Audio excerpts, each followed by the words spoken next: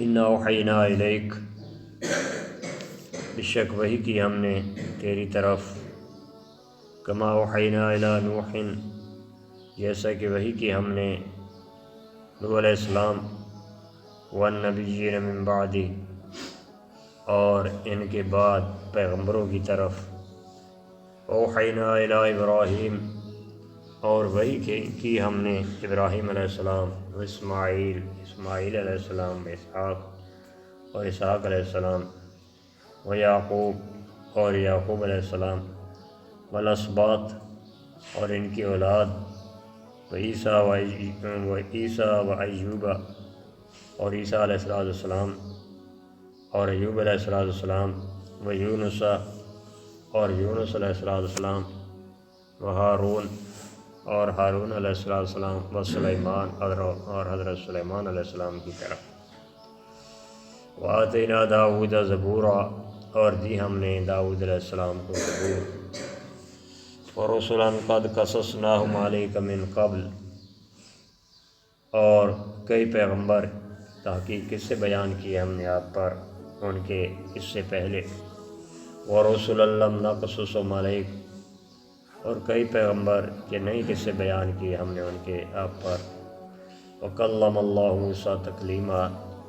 اور گفتگو کی اللہ نے موسیٰ علیہ السلام سے گفتگو کرنا، رسلا مبشرین، پیغمبر خوشخبری دینے والے، منذرین اور ڈرانے والے، لئلا یکون للناس، تاکہ نہ ہو لوگوں کے لیے، علی اللہ حجت، اللہ تعالیٰ کے ذمہ کوئی دلیل، بعد الرسل، پیغمبروں کے بعد، وکان اللہ عزیزا حکیما، اور اللہ تبارک و تعالیٰ ہے زبردست حکمت والا۔ اللہ جل جلالہ نے پچھلی آیات میں اہل کتاب میں سے جو ایماندار لوگ تھے ان کا تذکرہ فرمایا اور ان کے لیے اجر و ثواب کا ذکر کیا۔ آج کے درس کی آیات میں اللہ رب العزت نے آپ صلی اللہ علیہ وسلم کی طرف اور آپ سے پہلے انبیاء کرام علیہ السلام کی طرف وحی کا تذکرہ کیا، اور ساتھ ساتھ یہ بتایا کہ کئی پیغمبر ایسے بھی گزرے ہیں جن کے قصے ہم نے آپ کے سامنے بیان کیے، اور کئی ایسے بھی گزرے ہیں جن کے قصے ہم نے آپ کی طرف بیان نہیں کیے، اور پھر اللہ نے پیغمبروں کو بھیجنے کا مقصد بیان فرمایا۔ چنانچہ ارشاد فرمایا کہ ہم نے آپ کی طرف اس طرح وحی کی ہے جس طرح کہ ہم نے نوح علیہ السلام اور ان کے بعد جتنے پیغمبر ہیں ان کی طرف وحی بھیجی۔ اس طرح ان کے نبی اور رسول ہونے میں کوئی شک نہیں ہے، اسی طرح آپ صلی اللہ علیہ وسلم کے نبی اور رسول ہونے میں بھی کوئی شک نہیں۔ میں جس طرح ہم نے ابراہیم علیہ السلام، اسماعیل علیہ السلام، اسحاق علیہ السلام، یعقوب علیہ السلام اور ان کی اولاد، اور عیسیٰ علیہ السلام، حضرت ایوب علیہ السلام، یونس علیہ السلام، ہارون علیہ السلام اور سلیمان علیہ السلام کی طرف وحی بھیجی، اسی طرح آپ کی طرف بھی وحی بھیجی۔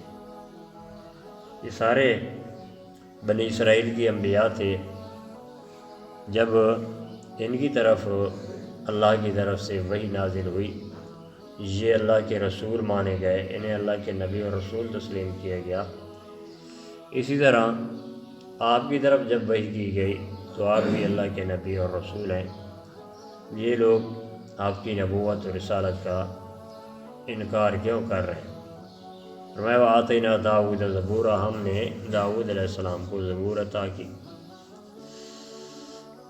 اس کے بعد اللہ رب العزت نے ارشاد فرمایا کہ کئی پیغمبر ایسے ہیں جن کا بھی اللہ نے اس آیت مبارکہ میں ذکر کیا،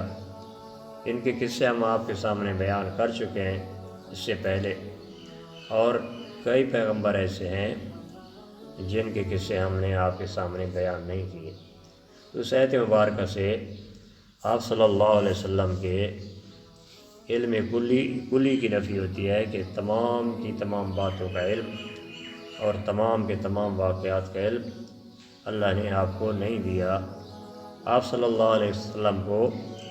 صرف انہی واقعات کا علم ہے جو اللہ نے آپ کے سامنے بیان فرمائے بذریعہ وحی، اور جن واقعات کو اور جن قصص کو اللہ رب العزت نے بیان نہیں کیا، آپ صلی اللہ علیہ وسلم کو ان کے بارے میں کوئی علم نہیں ہے۔ وکلم اللہ موسیٰ تکلیما، چونکہ اس صورت میں بنی اسرائیل سے خصوصی خطاب کا تذکرہ کیا گیا، اس لیے ان کے پیغمبر حضرت موسیٰ علیہ السلام کے متعلق اللہ نے الگ کر کے فرما دیا کہ وکلم اللہ موسیٰ تکلیما، اللہ رب العزت نے موسیٰ علیہ السلام سے گفتگو کی، باتیں کی۔ اس کے بعد اللہ نے پیغمبروں کو بھیجنے کا مقصد بیان فرمایا، رسلا مبشرین و منذرین، یعنی پیغمبروں کو ہم نے بھیجا جو خوشخبری دینے والے اور اللہ کے عذاب سے ڈرانے والے تھے۔ ان پیغمبروں کے آ جانے کے بعد لوگوں کے لیے اللہ تعالیٰ پر کوئی حجت اور کوئی دلیل باقی نہ رہی۔ جو نہیں مانتا اللہ تبارک و تعالیٰ نے اپنے عذاب سے ہلاک کر دے تو اللہ تعالیٰ پر